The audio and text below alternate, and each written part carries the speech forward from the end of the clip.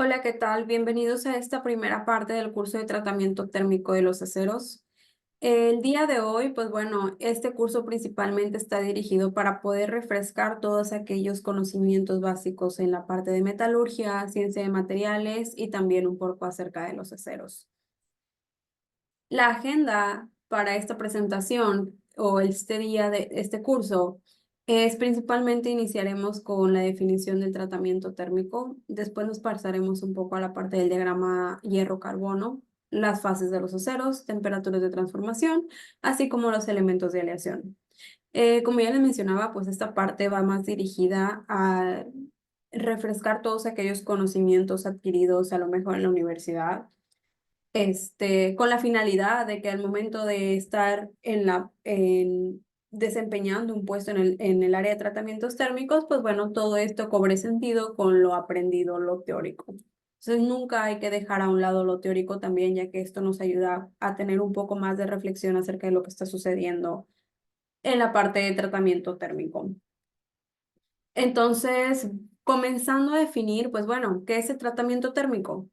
La ASM Internacional nos define que es el proceso de calentamiento y enfriamiento de forma controlada a un metal o una aleación, con la finalidad de obtener propiedades y condiciones deseadas.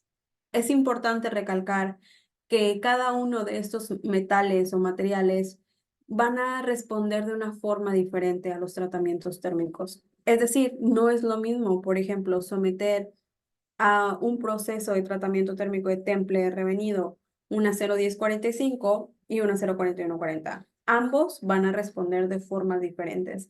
Las microestructuras van a ser diferentes. A lo mejor si sucede algún tipo de deformación, pues bueno, también van a ocurrir de formas muy diferentes. Entonces, es importante considerar qué tipo de material estamos tratando. Y también, por ejemplo, si hablamos de algún otro tipo de metal, puede ser un aluminio, pues este va a responder de una forma muy diferente al acero. Los tratamientos térmicos son llevados a cabo en temperaturas debajo de la línea de líquidos. Y pues bueno, vamos a hablar un poco más acerca de esas temperaturas más adelante.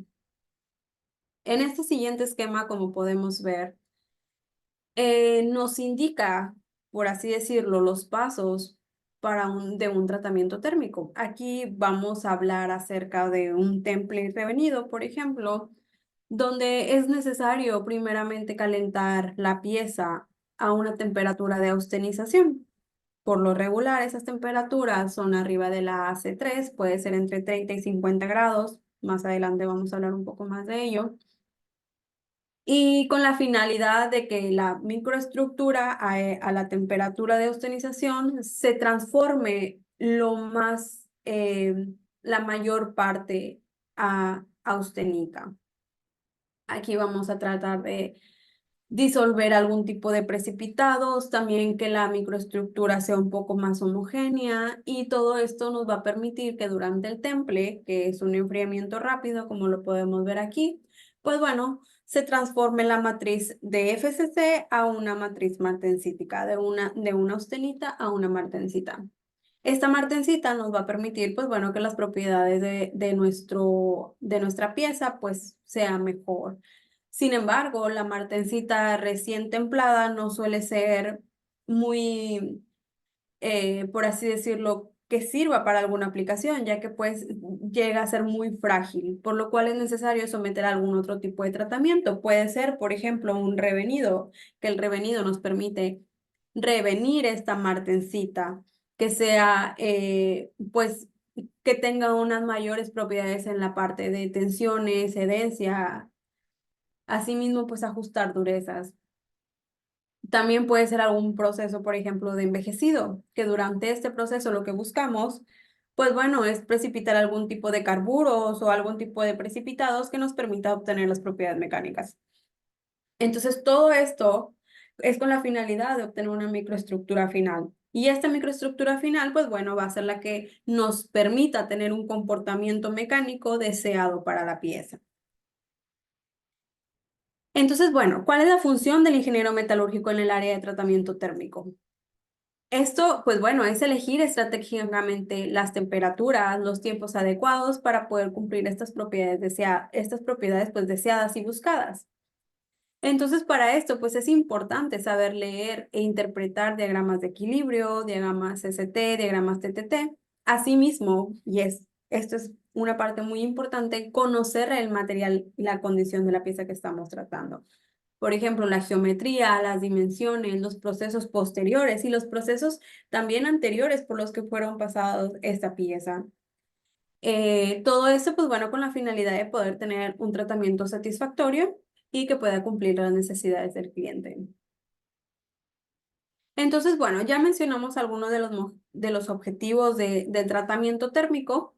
Aquí vamos a recargarlos un poquito más. Primeramente, pues bueno, tenemos eliminar esfuerzos residuales, que estos esfuerzos pues son una consecuencia de interacciones entre tiempo, temperatura, deformación y microestructura. Nuestras piezas, por ejemplo, pueden estar sometidas a ciertos tipos de procesos, como puede ser el normalizado o algún tipo de trabajo en frío, y esto pues va a generar evolución de estrés residual dentro de la microestructura.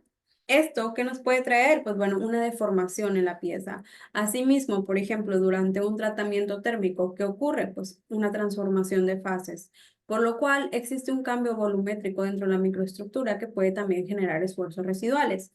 Y como ya les mencionaba, esfuerzos residuales puede llegar a que la pieza llegue a tener una deformación. Asimismo, pues lo más grave puede hacer que esta pieza se agriete durante algún tratamiento o durante la función también de esta misma pieza, ya durante la aplicación. Entonces, bueno, existen tratamientos térmicos, por ejemplo, el normalizado nos puede ayudar a eliminar o a disminuir la mayor cantidad de esfuerzos residuales. Eh, y pues bueno, también existe el tratamiento térmico de stress relief que nos ayuda pues, a balancear esos esfuerzos. También la refinación de grano. Por ejemplo, muchas de las piezas que vienen fundidas, pues la microestructura suele ser una microestructura dendrítica, que esta microestructura pues no suele ser también una aplicación o que tenga alguna funcionalidad para algún tipo de aplicación severo o algún tipo de este servicio. Entonces, bueno, el tratamiento térmico nos ayuda en esta parte, pues puede ser a lo mejor si también viene de algún tipo de forja o algún rolado, pues bueno, que esta microestructura pueda ahora sí reestructurarse. Refinamos el grano durante el normalizado también. Mejoramos, aumentamos propiedades mecánicas, resistencia a la tensión, resistencia a la energía de impacto, dureza y pues bueno, con el tratamiento térmico nosotros podemos manipular esta parte. Reemplazo de piezas también, donde a lo mejor podemos generar o podemos hacer que diferentes grados de acero tengan un mismo comportamiento mecánico.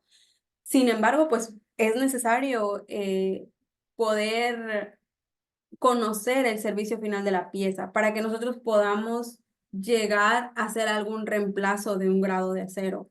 Como sabemos, pues muchas veces puede ser que únicamente la pieza en servicio solamente nos sea para, no se ejerza algún tipo de energía de impacto.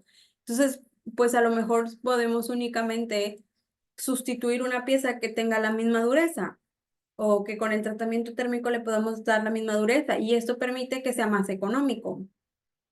Es como, por ejemplo, decir, utilizar un Ferrari a lo mejor para ir a la tienda de la esquina. Entonces, pues no va a ser muy crítico poder tener un carro que nos dé muchas funcionalidades. Así nos vamos a alguna carrera, ¿no? Alguna carrera de carros donde no podemos utilizar a lo mejor un carro normal sedán contra un carro de carreras, porque necesitamos esas características. Es igual aquí. No podemos simplemente decir lo cambio, al cabo da la misma dureza, sino que es importante conocer la función del servicio de esta pieza, que podamos realmente hacer este cambio. Modificar o cambiar propiedades magnéticas también. Entonces, bueno, también es importante tomar en cuenta la parte del ser. tal cual como ingeniero metalúrgico, como ya les mencionaba, ser cuidadosos en la parte de calidad de tratamiento térmico, ya que esto nos va a permitir dar algún resultado microestructural que nos permita tener una pieza en servicio. Entonces, pues bueno, ¿por qué es importante tener estos conocimientos? Porque nosotros podemos llegar a deducir lo que está sucediendo y evitar algún tipo de catástrofes. Entonces, pues bueno, evitar algún tipo de negligencia que pueda poner en riesgo pues la vida de alguna persona. Entonces, bueno, es importante por eso tener estos conocimientos. Bueno, pasando a la parte de las aplicaciones de tratamiento térmico, yo creo que está un poco de más mencionarlas, sin embargo, vamos a ver algunas. La fabricación de herramientas y piezas de maquinaria, por ejemplo, ciertas prensas o guillotinas, muchas de las herramientas, a lo mejor de alguna guillotina, em, la, tal cual, pues la navaja que va a hacer el servicio de estar cortando alguna pieza. Pues bueno, estas cuchillas son algún tipo de acero nitrurado que nos permite tener esa dureza. La industria automotriz puede ser también el mejorar resistencia y durabilidad de piezas de automóviles, como pueden ser ejes, engranajes, etcétera. Y pues la industria de la construcción también. El acero tratado térmicamente pues se utiliza en la fabricación de estructuras metálicas y otros componentes de construcción pues para aumentar resistencia y durabilidad. Entonces, bueno, es importante conocer la aplicación para poder pues llevar a cabo un buen tratamiento térmico. Vamos a la parte de aceros. Como bien sabemos, pues los aceros es una aleación conformada de hierro-carbono. La mayoría de los aceros contienen más del 90% de hierro y por lo regular un máximo del 2% de carbono. Pueden estar aliados con algún otro tipo de elementos que nos puedan permitir algún otro tipo de funcionalidad, por ejemplo, aumentar dureza, resistencia o a lo mejor bajar temperaturas de transformación, etcétera. Pues bueno, el carbono en los aceros es un elemento intersticial, por lo que hace que la resistencia al hierro pues aumente. También sabemos que el hierro es un elemento alotrópico, lo que significa que existe cambio de estructura cristalina en función de temperatura. Por ejemplo, aquí podemos ver que a temperaturas altas pues tenemos ferrita delta, que es una estructura BCC. Después, entre a lo mejor 1390 Celsius y 910 Celsius, pues tenemos la austenita, que es un hierro gamma, y es una microestructura, una estructura cristalográfica FCC. Y debajo de los 910 grados, pues ya tenemos una estructura BCC de ferrita alfa.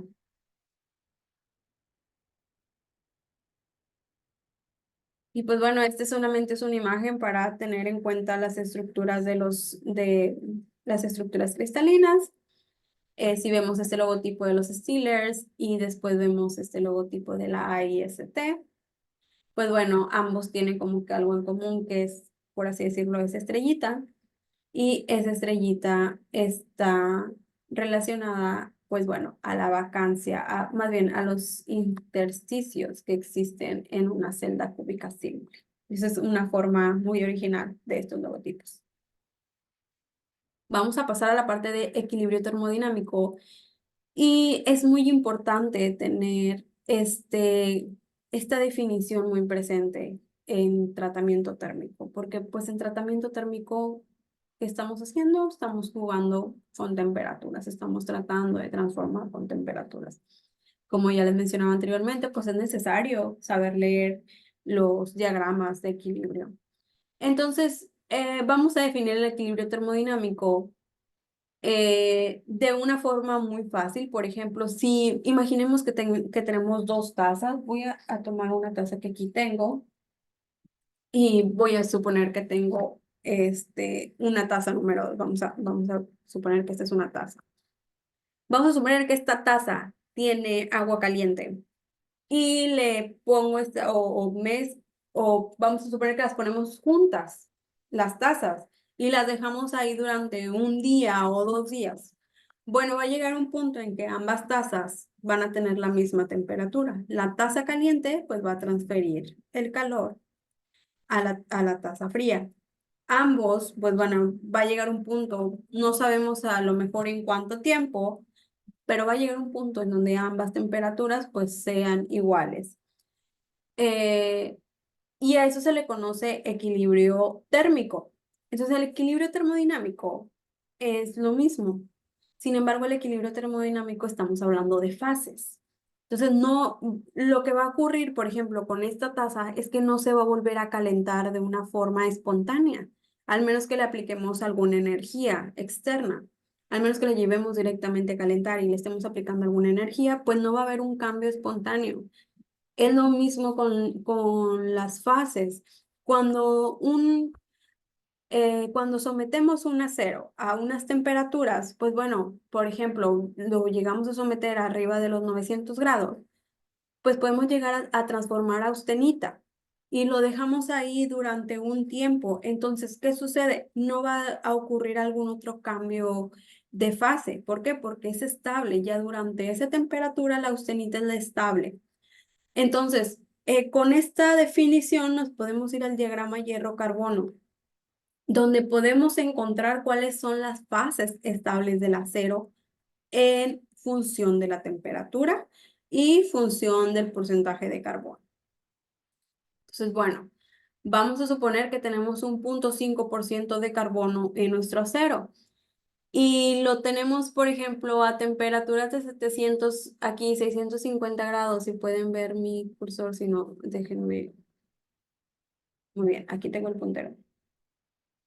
Supongamos que tenemos un acero que tiene 0,5% de carbono en porcentaje de masa, y este acero pues tiene a lo mejor, o lo sometemos a una temperatura de 650 grados. Pues bueno, aquí nos dice el diagrama que tenemos ferrita más cementita, que es la perlita. Más al ratito, bueno, más bien después de esto, pues vamos a tocar el tema de las fases. Pero entonces la fase que va a estar en equilibrio termodinámico va a ser la perlita. Después vamos a suponer que este mismo acero lo vamos a calentar a los 900 grados. ¿Qué va a suceder? Ya estamos en un área de austenita. Aquí ya transformamos. Esta es la línea de A3. Es donde empieza a transformar de austenita con ferrita a austenita. Entonces, a los 900 grados yo ya me encuentro dentro del área de austenita. Quiere decir que este acero la microestructura estable de este acero pues va a ser austenita. Entonces, bueno, técnicamente es un mapa que nos va diciendo cuáles son las fases que están presentes en el acero a ciertas temperaturas. Bueno, vamos a hablar un poco de las fases. La primera que vamos a tocar, pues bueno, va a ser la austenita. Como ven, es esta área de aquí. Y pues bueno, aquí nos menciona que la fase austenítica se presenta entre los 900 y 700 grados. Aquí es donde ya empiezo a entrar a la fase austenita entre 900 y 700 grados. Como vemos, pues bueno, ¿de qué depende si sea 900 o 700? Pues bueno, del porcentaje de carbono que tengo aquí. Si tengo a lo mejor entre el 0,01% de carbono, pues bueno, voy a necesitar más de 900 grados para llegar a la austenita. Si tengo a lo mejor un 0,25% de carbono, pues bueno, voy a ocupar aproximadamente 850 grados para llegar a la austenita. Y pues si tengo un punto 7, vamos a suponer, pues a 0,68 aquí nos dice, pues bueno, empiezo a transformar también a austenita aproximadamente a los 700 grados.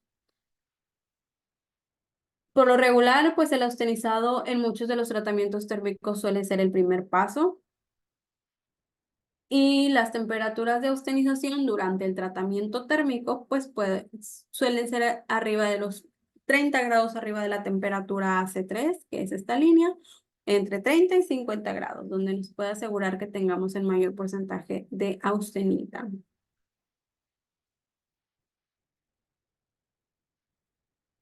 Aquí se muestran unas micrografías donde podemos ver, pues bueno, como la apariencia de la austenita. Se parece un poco a la ferrita, pero bueno, la ferrita es un poco más, tiene mayor curvatura. Y por ejemplo, esa es una 0303, una acero inoxidable y una 0316, que también es una acero inoxidable. Como ya les mencionaba, pues bueno, entonces, si estamos diciendo, o si el diagrama de fases nos dice que la austenita es una fase que es a altas temperaturas, por así decirlo, ¿cómo es posible que existan aceros austeníticos si no es termodinámicamente estable? Bueno, la adición de ciertos elementos nos permite que tengamos austenita a una temperatura ambiente. Sin embargo, pues bueno, este tipo o más bien la adición de estos elementos, pues suele ser más caro. Y por lo regular, pues son aceros que son especiales, por ejemplo, este tipo de aceros. Y pues bueno, eh, más que nada es por la aplicación. Después nos pasamos a la ferrita. La ferrita, pues bueno, el carbono en la ferrita es casi insoluble, ya que esto debido a la estructura cristalina. Ahorita, después de esta diapositiva, les voy a explicar un poco más. Vimos que la austenita tiene una estructura FCC. Entonces, el carbono, debido a su radio atómico, pues suele, o su diámetro atómico, suele acomodarse dentro de los intersticios, aquellos espacios que existen entre los átomos, entre la estructura cristalina, los arreglos cristalinos. ¿Qué sucede con la ferrita? La ferrita tiene una estructura cristalina BCC. Entonces, el carbono no, ¿qué decimos cuando no es soluble? Quiere decir que ya no entra dentro de esos espacios, o esos espacios son muy chiquitos, o esos espacios son muy limitados. Entonces el carbono, pues existe menos oportunidad o menos espacios en una estructura BCC que una estructura FCC. Entonces el carbono ya no tiene oportunidad de estacionarse en esos espacios. Entonces lo que sucede es que pues sales, difusiona el carbono, empieza a salir, empieza a buscar algún lugar donde estacionarse. Y pues bueno, esto se junta con hierro, forman algún carburo de hierro, que es la cementita. Y pues bueno, que tenemos en nuestra microestructura la ferrita con el acero, la microestructura ferrítica, y la ferrita más la cementita, más bien la cementita. Entonces, ¿esto qué es? Pues bueno, esto es perlita. Entonces, bueno, eh, aquí vemos, por ejemplo, esta línea de aquí es la parte donde el carbono, el porcentaje de carbono es soluble en la ferrita. Si vemos, pues es un espacio muy, muy pequeño. Entonces, entre 0,008% de carbono y 0,022% de carbono. Aquí vemos, por ejemplo, aquí en esta imagen, que vemos que la estructura cristalina y el espaciamiento de la estructura cristalina entre la ferrita y la austenita, pues bueno, sí es una gran diferencia. Por lo cual, pues bueno, no, el carbono ya no tiene espacio para poder estacionarse dentro de este arreglo cristalográfico. Y pues bueno, aquí vemos algunas otras micrografías donde vemos, por ejemplo, con 0,05% de carbono, como tengo ferrita y un poco de cementita, y luego aumento, por ejemplo, 15% de carbono, tengo la misma ferrita, pues bueno, ya empieza a aumentar el porcentaje de cementita presente, este, ferrita, cementita, y ya tenemos aquí la ferrita. Entonces, pues bueno, como vemos, pues el carbono no es soluble, no es muy soluble en la ferrita. Y bueno, nos pasamos a la fase de martensita, que la martensita, esta microestructura es una fase, o esta fase más bien, es una fase metastable, y solamente la podemos formar durante un enfriamiento rápido. Para poder formar la martensita es necesario estar en una fase primero austenítica, es decir, poder calentar el acero a llegar a una fase austenítica y después de ahí enfriar rápidamente, lo que nos va a permitir o más bien va a permitir al carbono que no difusione. No va a haber ningún tipo de difusión, ya que la velocidad interfacial es mayor a la velocidad de difusión del carbono. No le va a dar tiempo al carbono de poder moverse. Entonces, pues bueno, si vemos pues la austenita, el arreglo cristalográfico de la austenita y la martensita, donde la martensita es una estructura distorsionada. El carbono no difusiona, sigue siendo la misma composición en ambas fases. Sin embargo, pues bueno, la martensita tiene propiedades físicas muy diferentes a la austenita. Pues, no, esta fase no la vamos a ver en el diagrama hierro-carbono. Y pues bueno, es importante conocer las temperaturas de transformación martensítica inicial y martensítica final.